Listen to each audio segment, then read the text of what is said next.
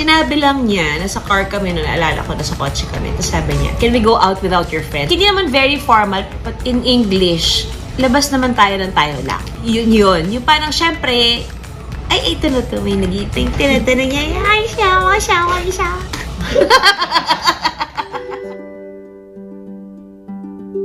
First date natin, Bob? I remember. Where?